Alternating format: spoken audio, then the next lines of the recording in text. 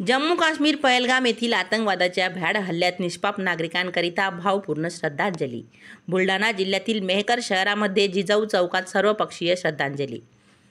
जम्मू काश्मीरमधील पहलगाम येथील आतंकवादाच्या भ्याड हल्ल्यात मृत्युमुखी पडलेल्या निष्पाप नागरिकांना मेहकर येथे जिजाऊ चौकात सर्वपक्षीय भावपूर्ण श्रद्धांजली अर्पण करून पाकिस्तानचा निषेध करण्यात आला. या कार्यक्रमामध्ये सर्व पक्षाचे कार्यकर्ते पदाधिकारी उपस्थित होते. त्यांनी महाराष्ट्र न्यूज 24 लाईव्हशी जिल्हा प्रतिनिधी भानुदास पवार यांच्याशी साधलेला संवाद. महाराष्ट्र न्यूज 24 लाईव्ह प्रतिनिधी भानुदास पवार तसेच मी भाग्यश्री आपली रजा घेते. भेटूया पुढील बातमी सत्रात. नमस्कार. आज आपण मेहकरमध्ये सर्व पक्षाच्या वतीनं पहलगाममध्ये झालेल्या भ्याड हल्ल्याबद्दल कॅन्डल मार्च आणि श्रद्धांजलीसाठी उपस्थित झालेलो आहोत. तसं पाहिलं तर पाकिस्तानाने त्या ज्या अतिरेक्यांनी तिथं धर्म विचारून जो हल्ला केला त्यांचा एकच उद्देश होता की हे भारतात हिंदू आणि मुस्लिम यांच्यात अस्थिरता माजली पाहिजेत, देशामध्ये दंगे झाले पाहिजेत. परंतु इथले मुस्लिम असतील, इथले हिंदू असतील, खरं पाहिलं तर या घटनेचे देशप्रेम त्यांच्यामध्ये आढळून आलेलं आहे. आणि मोदीजीवर आमचा विश्वास आहे. जो भ्याड हल्ला झाला याचा मोदीजी नक्कीच त्यांचा बदला घेतल्याशिवाय राहणार नाही. मी त्या सर्व 28 लोकांना ज्यांना आपली अतिरेकाची आहुती दिली त्यांना भावपूर्ण श्रद्धांजली अर्पण करतो.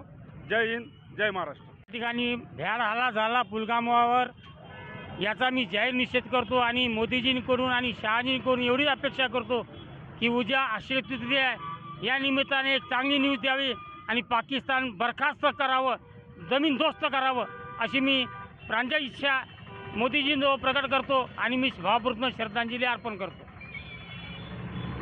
काश्मीरमध्ये झालेल्या या भ्याड हल्ल्याचा आम्ही निषेध करतो आणि जे शहीद झालेले आहेत त्यांना भावपूर्ण श्रद्धांजली अर्पण करतो. खरं पाहिलं तर पाकिस्तानला माहीत आहे की आपण समोरासमोर भारताशी लढू शकत नाही, पण अतिरेकी कारवाया करून जी महाशक्ती बनत आहे भारत, त्याला कसं रोखल्या जाईल याचं काम हे पाकिस्तान करत आहे. परंतु पाकिस्तानला या भारतातल्या 140 करोड जनतेने हे दाखवून दिलं की आम्ही एकत्र आहोत आणि या विकासामध्ये आम्हाला कोणीही रोखू शकत नाही. त्याबद्दल परत एकदा मी पाकिस्तानचा निषेध करत या लोकांना श्रद्धांजली अर्पण करतो.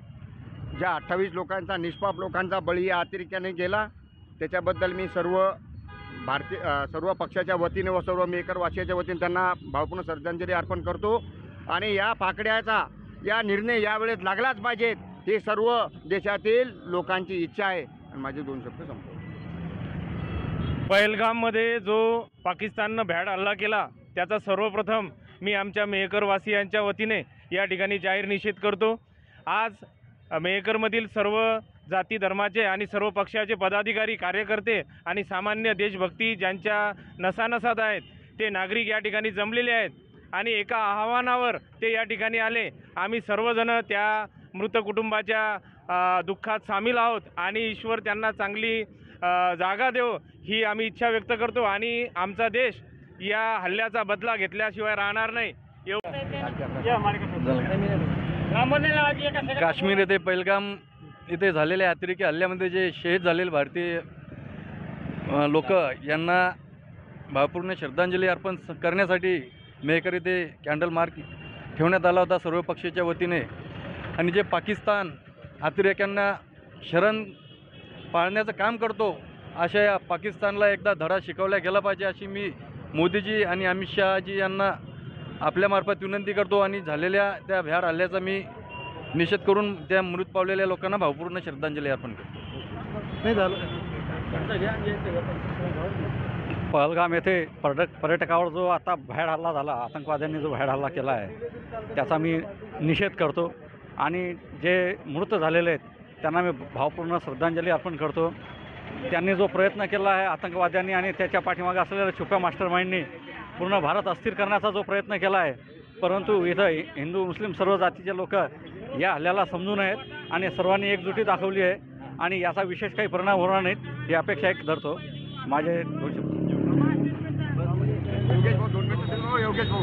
आज या ठिकाणी जो पहलगाममध्ये हल्ला झाला आहे, भ्याड हल्ला जो झाला आहे त्याचा पहिले तर आम्ही निषेध करतो आणि मृतकांच्या मृतात्म्यास शांती लाभो अशी प्रार्थना करतो. आज रोजी जी परिस्थिती या भारताच्या वातावरणामध्ये निर्माण झालेली आहे हे पाकिस्तान पहिल्यापासून तयार करायचा प्रयत्न करतोय की हिंदू मुस्लिम आणि इतर याच्यामध्ये त्यांना डिवाईड करण्याचा प्रयत्न करतोय. पण पाकिस्तानने हे लक्षात ठेवावं की इथले सर्व लोक हे एकत्रित आहेत आणि ते एकत्रित राहणार आहेत. केवळ धर्मांधा आणि धर्माच्या नावावरती इथल्या लोकांना फोडायची ही पाकिस्तानची पहिला जुनी परंपरा आहे आणि त्याच दृष्टिकोनातून हे त्यांचे प्रयत्न चालू आहेत. सर्व परिवारांना आमच्या मेहकर वासियांकडून भावपूर्ण श्रद्धांजली. जय हिंद.